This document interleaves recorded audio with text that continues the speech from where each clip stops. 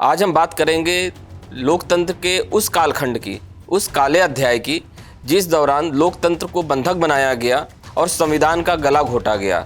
अखबार एक लाइन लिखेंगे वो सेंसर उनके पास बैठा हुआ है। जब तक वो क्लियरेंस नहीं करते एक शब्द नहीं छाप सकते। इतने लोग डरे हुए थे, इतने डरे हुए थे कि किसी अपने दोस्त के साथ भी बात नहीं करते थे। जब आज़ादी मिली तो एक बहुत बड़ी बात हो गई कि वहाँ जितने हिंदू थे उनको मुसलमानों ने मारना शुरू किया।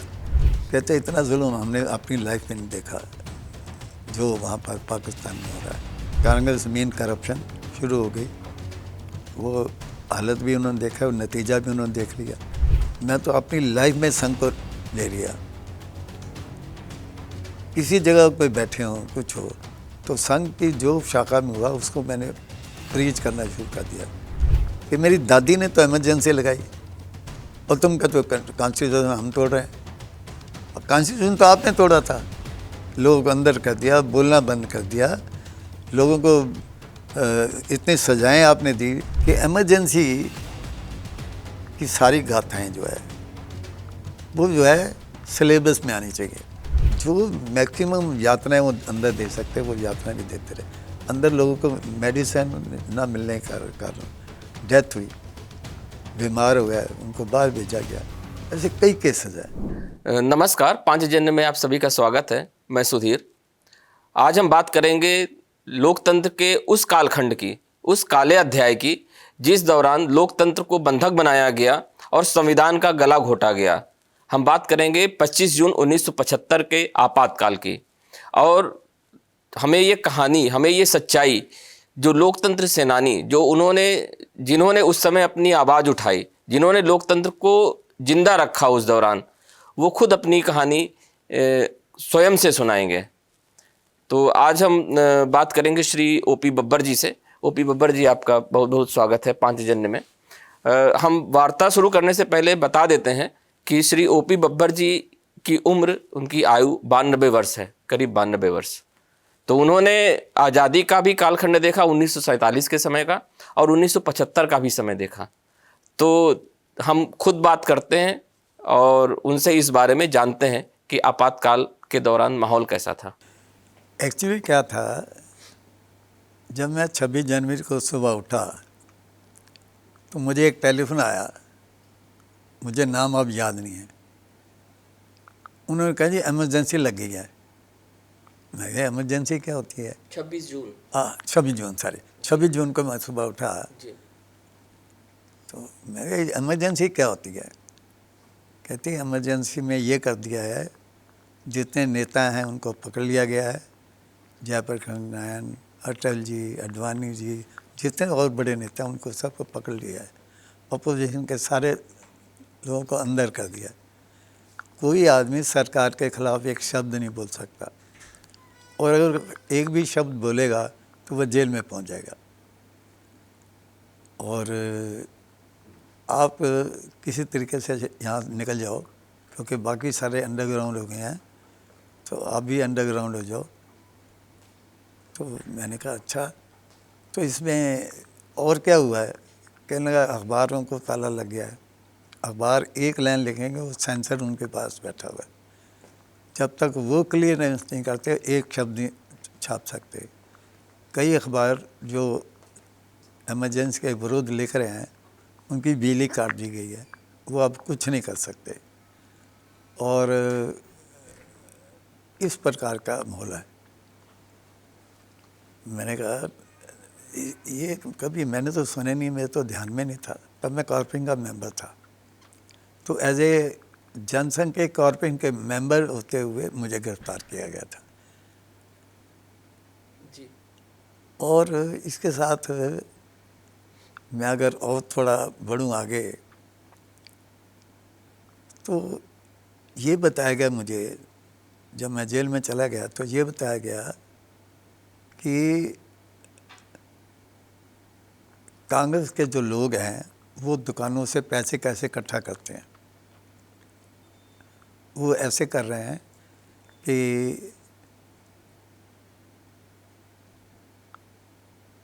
₹25 का झंडा, ₹100 का डंडा। ₹1.25 बहुत होता था।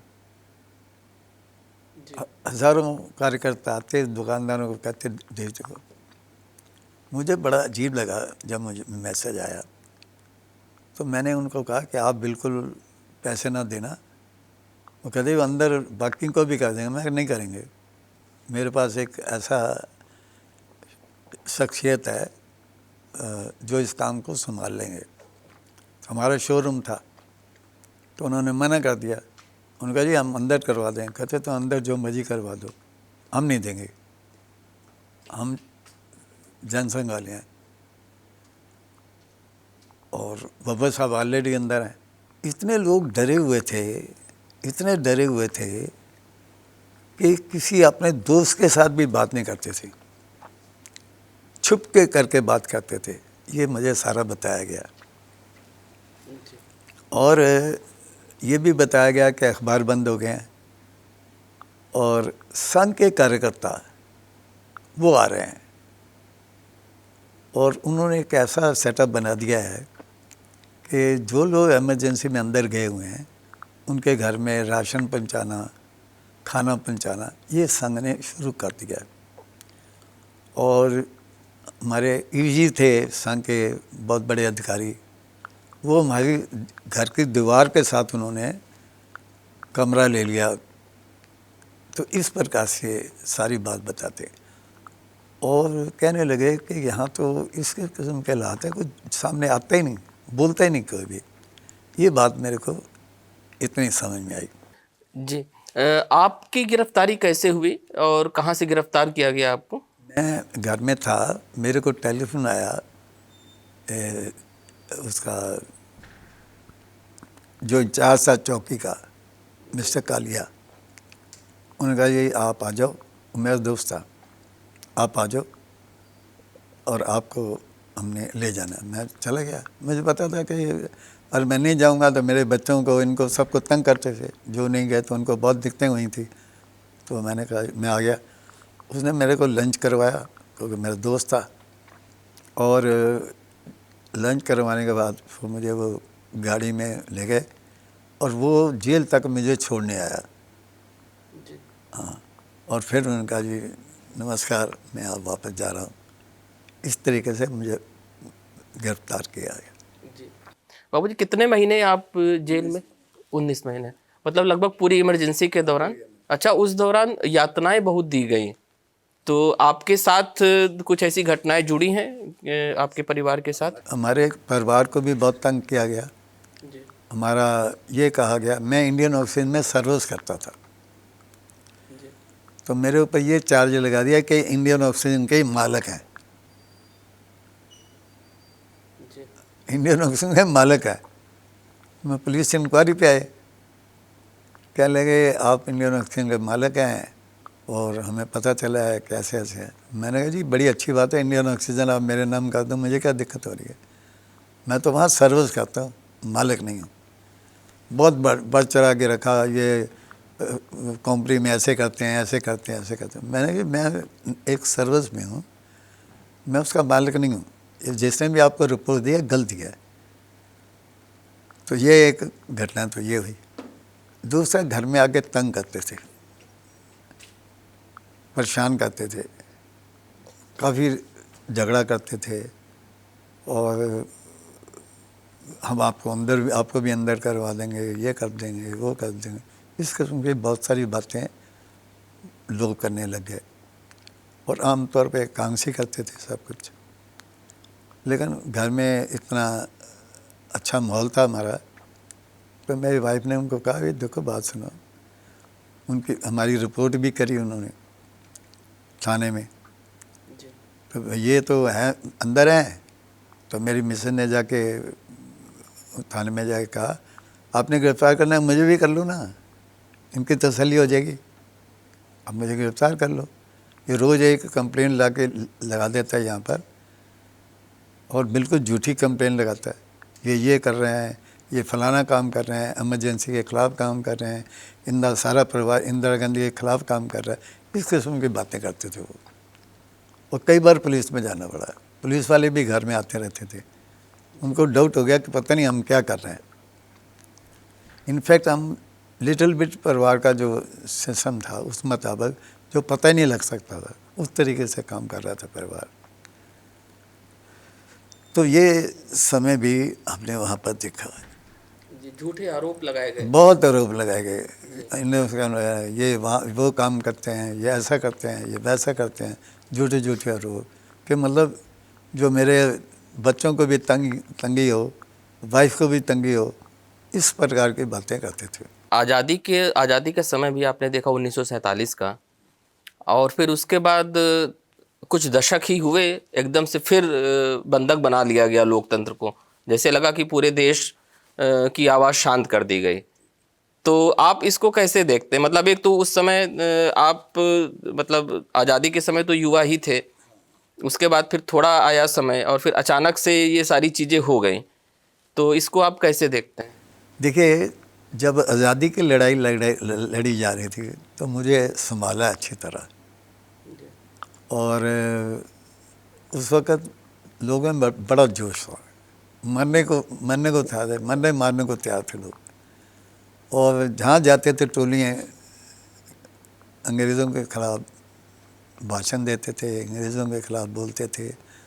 कभी अगर इलाके वहाँ पर महात्मा गांधी जी आ जाते या कोई और लीडर जाते, ऐसे इकट्ठे होते, सिर्फ बताया ना पाए, आज़ादी के पहले की बात कर रहा हूँ, सिर्फ बताना पड़ता था क्या है, तो हज़ारों के लोग तादाद में, औरतें सब इकट्ठी हो जाती थी।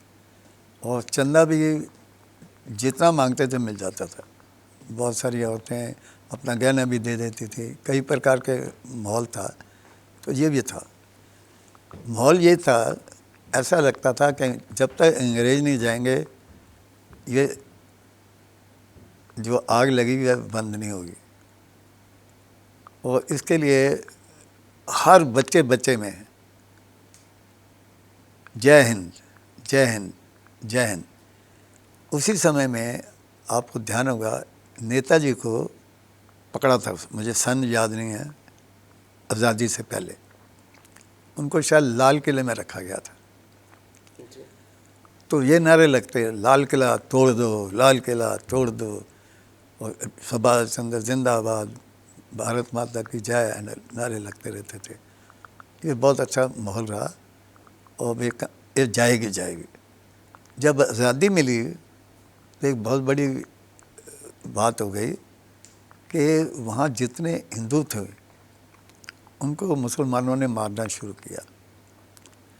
तब मैं तो सेफ आ गया था, मैं उस वक्त अपने नानके आया हुआ था, सारा परिवार यहीं था, सिर्फ मेरे पिताजी वहाँ थे। तो ऐसा माहौल बना हुआ था कि जैसे मैं गुरु साहब में रह रहा था नानके के पास, तो पहली गाड़ी, जो मकान था मेरे मामा जी का, वो तो बिल्कुल बहुत ही स्टेशन के पास था, और स्टेशन नज़र आता, मेन रोड पे था। एक कटी हुई पहले मैंने देखी गाड़ी, जिसमें खून बह रहा था। सारी गाड़ी को वहाँ मार के भिजवाया था, ये दिखाने के लिए कि देखो हमने ये असर किया, मुसलमान ने इतना जुल्म किया उस वक़्त। और जो मैं उसको देखने लगा तो मुझे उन्हें कहा अंदर चलो भाई, बच्चा डर ना जाए, घबरा ना जाए। तो मेरे को अंदर कर दिया गया। मैं हैरान हो गया, ये क्या रहा है। फिर उसके बाद ये हुआ, शरणार्थी आने शुरू हुए, जो वहाँ से आए थे शरणार्थी आए थे। तो संघ के कार्यकर्ताओं ने क्या किया, तरीके से उनके घर में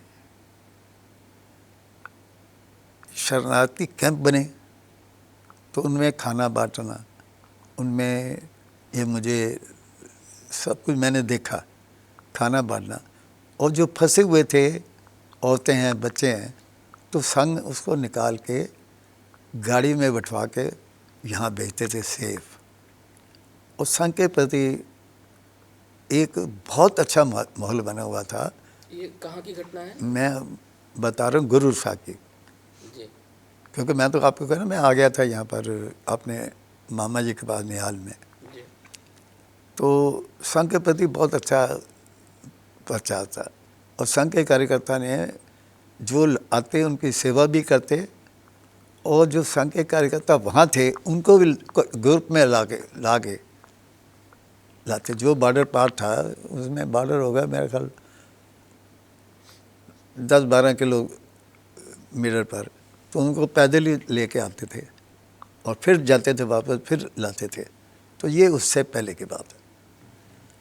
जब आज़ादी हुई, आज़ादी में लोग इतने खुश थे, झूमते थे, लेकिन जिन बेचारों के वहाँ पर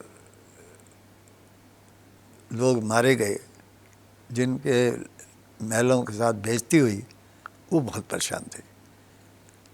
कहते इतना जुल्म हमने अपनी लाइफ में नहीं देखा जो वहाँ पर पाकिस्तान में हो रहा है। और ऑलमोस्ट मेरे ख्याल से कुछ परसेंटेज बहुत ऐसे इलाकों में रह गए हिंदू जहाँ पर इतना डर नहीं था, लेकिन जहाँ ये मारकुटाई होती वो ऑलमोस्ट शहर पूरे के पूरे खाली हो गए और लोग सारे यहाँ आ गए। इसमें मेरे विचार से जो मैंने देखा, क्योंकि मैं संघ पे रेगुलर जाता था बचपन से, 8 साल की उम्र से मैं संघ में जाना शुरू कर दिया था। एक कैंप भी मैंने अटेंड किया था, तब ओटीसी वगैरह नहीं लगती थी, कैंप लगते थे 1-2 दिन के, कैंप भी मैंने अटेंड किया उसका। तो संघ ने सबको ये कहा कि भाई हमें जो आए ये हमारे भाई बहन हैं, इनको हमें जितना भी हो हमें अच्छे ढंग से ट्रीट करना है और आपका पूरा तन मन धन का सहयोग मिलना चाहिए और कुछ लोग घर से पका के लाएं चाहे वहाँ बनाएं, इनका ध्यान रखना हमारा फ़र्ज़ है। फिर उसके बाद गवर्नमेंट ने कैंप संभाल लिए, फिर गवर्नमेंट ने अपना कैंप लगाया, वहाँ कैंप में जो है राशन वगैरह गवर्नमेंट देती रही। स्टार्ट संघ ने किया इस काम को। और मैं सोचता हूँ कि ऐसी घटनाएं कई चलती रहती थी जहाँ पर लगातार ऐसा लगता था, अंदर फिर आवाज़ आती थी जब इधर आ गए कि इतने लोगों की जो है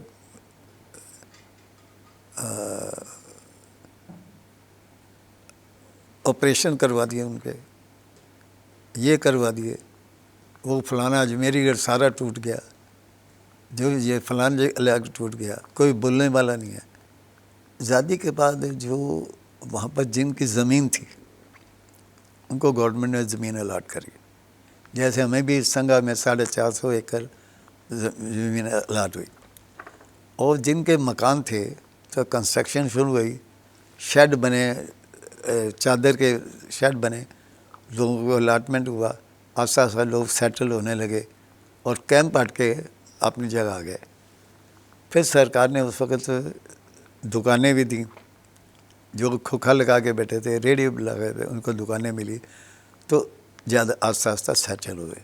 लेकिन एक बात मैंने देखी जो कमाल थी, जो लोग सरदार थे उन्होंने ट्रांसपोर्ट पे आस्ता आस्ता कब्जा कर लिया और जो दूसरे लोग थे उन्होंने खारी बावली चांदनी चौक में दुकानें, मतलब बहुत मेहनत की। चांदनी चौक में वो ये सिस्टम था, एक डेली गुड़ के लेके बैठ जाते थे, सुर से काटा और पैसे नहीं दिए तो वो चलते, फिर चले जाते गाजियाबाद से गुड़ की डेली ले, ऐसे 4-5 डेली निकालते, कोई चीनी लाते, कोई घी खाता, ऐसा बहुत काम मैंने लोगों ने किया, क्योंकि उनको पास कोई सहारा नहीं था। बहुत से ऐसे लोग थे जो जिनके पास कुछ था ही नहीं, तो बेचारे। लेकिन मैंने देखते देखते देखा कि वही लोग जो ये काम कर रहे थे, जो पैसेज ऑफ टाइम, वो खारी बावली में दुकानें खरीदने लग गए। ये भी एक जो लोग सेटल होने वाले लग गए, ये भी मैंने देखा। ऐसे जो बच्चे थे उनको भी सहूलत दी गई, उनको एडमिशन के लिए एक्स्ट्रा स्कूल बने, तो व्यवस्था ठीक होनी शुरू हुई। और ऐसा लगता था कि देश अब बहुत तरक्की करेगा, ये लगता था। और बाद में तो आपने देखा ही है कि कांग्रेस मीन करप्शन शुरू हो गई। वो हालत भी उन्होंने देखा और नतीजा भी उन्होंने देख लिया। आपने एक सवाल आ रहा है मेरे मन में कि आज़ादी के समय भी आपने स्वयं सेवकों के योगदान का उल्लेख किया इसमें, कि कैसे उन्होंने सहायता की हिंदुओं की जो पीड़ित थे उस समय, और स्वयं सेवकों का योगदान आपातकाल के समय भी हाँ था। तो आप थोड़ा सा मतलब बताएं कि कैसे, जैसे आप जेल में थे, गिरफ्तार थे, तो उस दौरान स्वयं सेवक कैसे परिवार के साथ जुड़े और कैसे उन्होंने संभाला, दिल्ली में कैसे उन्होंने सत्याग्रह किया? दिल्ली में इंचार्ज थे खुराना जी, मदन लाल खुराना, जो बाद में चीफ मिनिस्टर बने। तो उनके देख रेख में एक कमेटी सी बनी हुई थी। एक को जनवाणी भी निकालते थे, जगह जगह जाके चलते थे, और परिवार वालों के पास जाके उनको राशन देना, खाना देना, और बच्चों की पढ़ाई का खर्चा देना, इस प्रकार का काम संघ ने संभाला। मैं ये कह सकता हूँ, अगर जो मिनिमम पॉसिबल रिक्वायरमेंट होती है वो संघ पूरी करता रहा, और वो कष्टन टाइम था जो संघ ने किया। वहाँ पर कलेक्शन कहाँ से करोगे? अपने लोगों से कलेक्शन करनी थी, जो अच्छे थे उनसे। पर वो कहते थे, ये मुझे बताते थे, वो कहते थे बताना नहीं किसी का, ले जाओ आप, 10,000 ले लो, 5,000 ले लो, 1,000 ले लो। ऐसे ऐसे लोगों के पास जाके पैसे इकट्ठे करके कि इसको राशन पहुँचा रहे हैं, कैश की ज़रूरत है कैश दे रहे हैं। कोशिश संघ की ये रही है कि जो हमारा कार्यकर्ता अंदर है, मेरे घर में तो ऑलमोस्ट हर हफ्ते में एक विज़िट होता था, क्योंकि ईजी साथ ही थे। लेकिन मेरे लकली ये था कि मेरे घर में हमने क्या किया, एक ऊपर का पोर्शन 325 रुपये पे किराए पे दे दिया, और मेरे पास जीप थी, कार थी, स्कूटर था। मैंने कहा आसा आसा ये बेचो, जो थोड़ा बहुत सोना था वही बेचो। हमने किसी से नहीं लिया। मैंने कहा जब हम अफोर्ड कर सकते हैं तो ये इतनी मेहनत करके तो संघ वाले दूसरी जगह पहुँचे, हमारे पास उनको को आने की ज़रूरत नहीं, हमारा मामला ठीक चल रहा है, और जब ज़रूरत पड़ेगी तो हम आपको कांटेक्ट कर रहे हैं, ईजी तो साथ हम मिल लेंगे। तो जब भी कोई दिक्कत होती थी घर में, ईजी से बात कर लेते तरीके से, और वो हल करवा देते थे। क्योंकि एटीट्यूड संघ का यही रहा है कि जो भी कार्यकर्ता को कष्ट मिले उसके साथ खड़े रहे। उन्होंने ये महसूस नहीं होने दिया कि हमारा कोई नहीं। इतनी बात मैंने और देखी। हाँ, संघ का जो रोल था ना, थ्रू आउट बहुत अच्छा था। और मैं तो उससे बाद यूँ मानूंगे, मैं तो अपनी लाइफ में संघ को ले लिया। किसी जगह पे बैठे हों, कुछ हो, तो संघ की जो शाखा में हुआ उसको मैंने प्रीच करना शुरू कर दिया कि ये होना चाहिए, ऐसे डिसिप्लिन में रहना चाहिए, टाइम से रहना चाहिए, फलान फलान करते ये होता था। दो सवाल और हैं। एक तो ये कि कांग्रेस के ही लोग जो हैं वो, और विपक्ष के लोग, क्योंकि आपका राजनीति में भी लंबा अनुभव रहा है, तो ये कहते हैं संविधान खतरे में है, और वो किताब लेके दिखाते हैं जनता को। तो उनको कोई संदेश आप देना चाहेंगे, क्योंकि आपने तो संविधान का गला घुटते हुए देखा है? देखिए ऐसा है, अगर आपने ध्यान से देखा हो, ये किताब दिखा के लोगों को इन्होंने साबित कर दिया कि वाकई ये संविधान के खिलाफ है। मैं कहता हूँ इससे बड़ी झूठ नहीं हो सकता, लेकिन इन्होंने झूठ को सच करके साबित करके दे दिया। तो आपको ध्यान होगा इस इलेक्शन में हमारी सीटें कम हुई। This is the basic reason. क्यों? हम जो है, हमने इमरजेंसी के बारे में कोई चर्चा ही नहीं की। अगर आप देखेंगे इस सरकार ने इमरजेंसी के बारे में कोई चर्चा ही नहीं कभी की। छोटा मोटा कहते थे इमरजेंसी, लेकिन उसको प्रचारित करना कि इमरजेंसी में इन्होंने ये किया, ऐसा किया।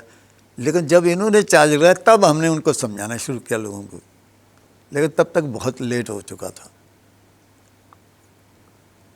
तो मैं समझता हूँ कि ये इतना, मुझे एक शब्द यूज़ करना चाहिए मेरा ख्याल, इससे ज़्यादा कोई बेशर्म लोग मैंने नहीं देखे लाइफ में, जिनको अच्छी पता हो कि मेरी दादी ने तो इमरजेंसी लगाई और तुम कहते हो कॉन्स्टिट्यूशन हम तोड़ रहे हैं। कॉन्स्टिट्यूशन तो आपने तोड़ा था, लोग अंदर कर दिया, बोलना बंद कर दिया, लोगों को इतनी सजाएं आपने दी, जो कार्यकर्ता जरा सा बोलता उनको सजाएं मिलती थी, पुलिस मारती, बर पर लिटा के मारती थी, सब कुछ आपने ये करवाया इमरजेंसी के दौरान। और आज आप कहते हो कि संविधान को ये तोड़ रहे हैं। कौन सी जगह संविधान को तोड़ा है? संविधान की तो रक्षा करिए। हमने जो है हमारे संघ की विचारधारा है ना। एक बात मैं कहना चाहता हूँ जो आपने नहीं पूछी, मैं वैसे एक छोटा सा कहना चाहता हूँ।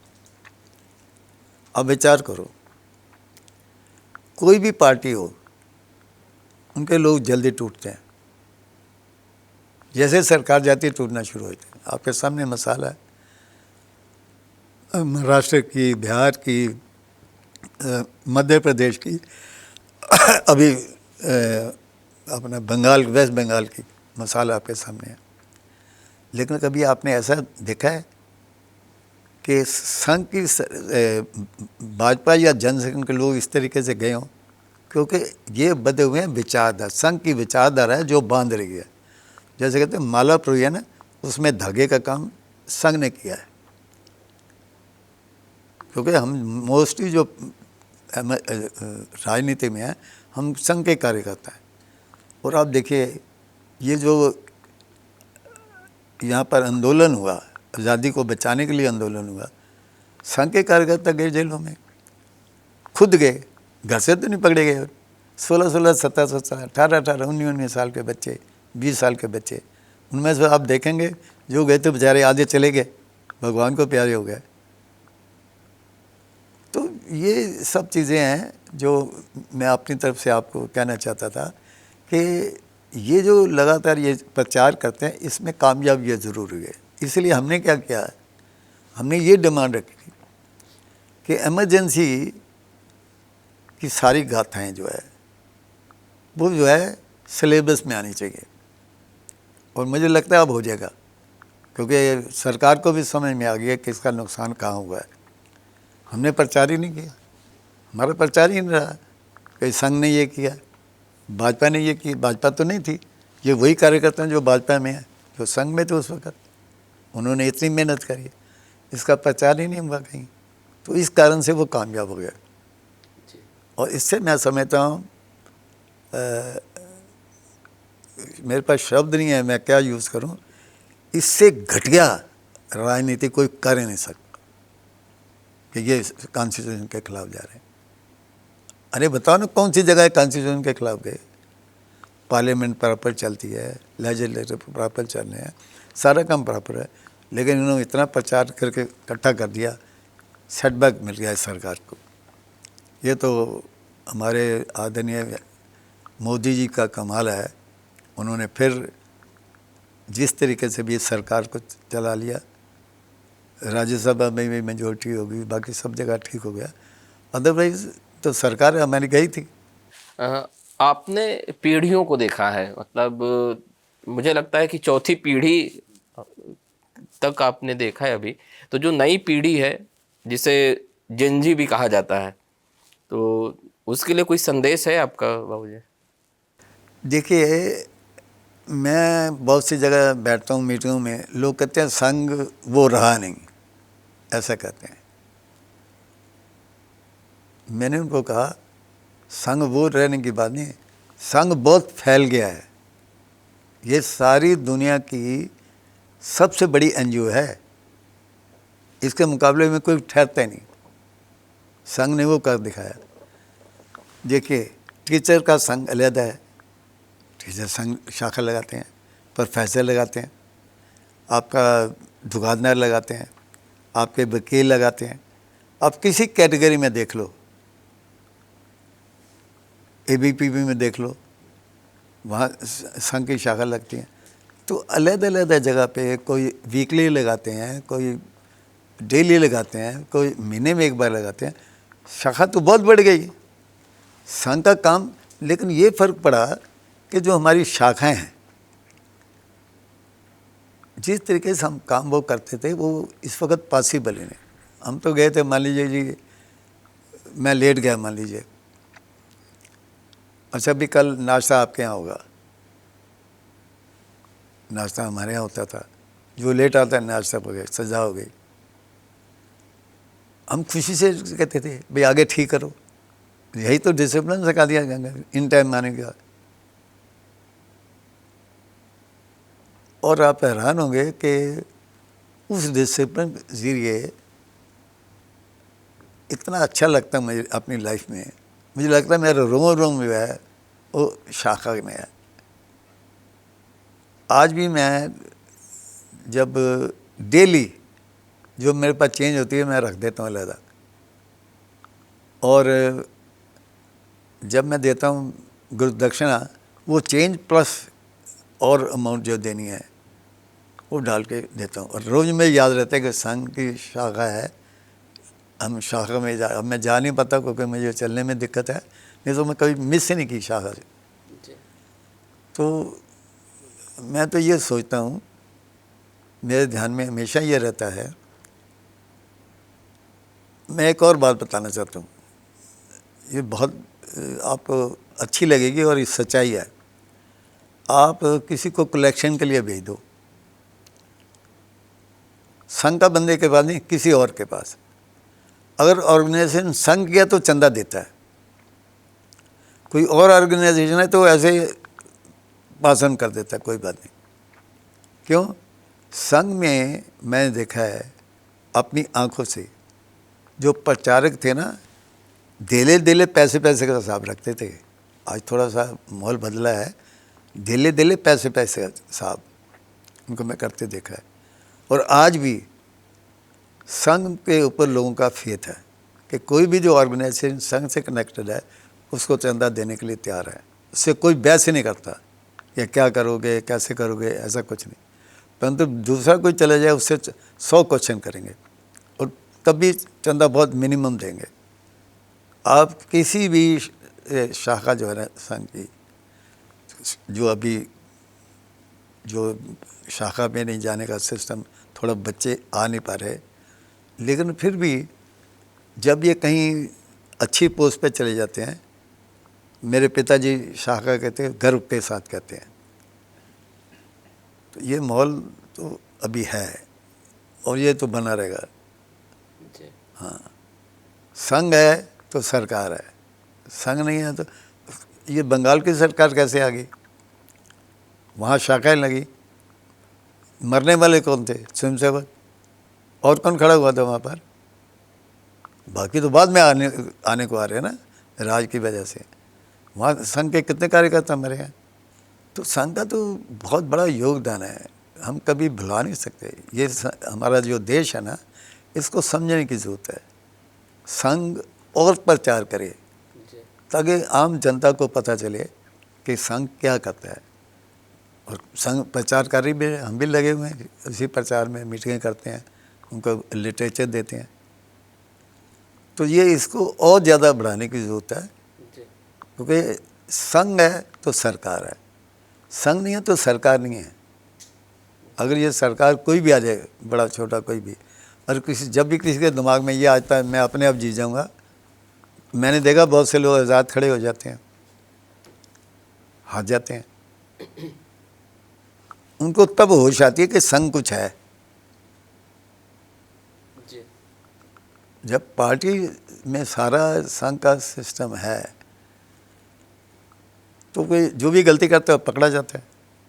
मुझे इमरजेंसी में 10 लोगों में को माननीय मोदी जी ने टेलीफोन किया, देश के 10 लोगों को, तो मेरे को भी किया। मेरे कहने आपके पास अब क्या जिम्मेवारी है? मैं जी मेरे पास बहुत बड़ी जिम्मेवारी। कहते कौन सी जिम्मेवारी? मैं रंग संघ का स्वयंसेवक हूँ, मैं आपके जो है मोदी किट बांट रहा हूँ, मैं भी बांट रहा हूँ, मेरा बेटा भी बांट रहा है, मेरा पोता भी बांट रहा है, गैस सिलेंडर सब हम फ्री दे रहे हैं। और इस काम को हम कर रहे हैं। कल मेरे को कोई सेवा बताओ। मैंने कहा मैं तो आपसे पूछता हूँ, मुझे कोई सेवा बताओ, हम तो सेवादार है, सेवा करने वाले हैं। वो कहते हैं भाई मैं भी तो उसी विचारधारा से आया हूँ। तो मैं सुन के बड़ा खुश हुआ कि मोदी जी कहते कि मैं भी उस विचारधारा से आया हूँ। तो ये एक बात ऐसे सरसरी मैंने आपके सामने कर दी। ऐसे बहुत सारी घटनाएं हैं जो सब कुछ नहीं कहा जा सकता। जेल में क्या हालात मिलते थे, जेल में भी हमें जब रोटी मिलती थी तो दाल का एक टुकड़ा नहीं होता, एक देर से रहते तो उधर से दाल निकल जाती थी, ऐसे पकड़ के खाना पड़ता था। वहाँ हमने जेल में भी भूख हड़ताल की, संघर्ष किया, लाठियाँ खाई, फिर जाके प्रॉपर उन्होंने खाने का प्रबंध प्रॉपर तो नहीं कहे, कुछ हद तक कि हमें वो अनाज दे दिया, बनाने वाले दे दिए कि आप अपने तरीके से बना लो और खा लो। और वहाँ भी बड़ा तंग करते थे पहले शुरू में। जैसे क्रिमिनल हो ना, ओए इधर आ जाओ, वो मलाई आई है, उधर वो बाज खड़े हैं शीशे के बाहर, इधर हम मलाई हो रही है।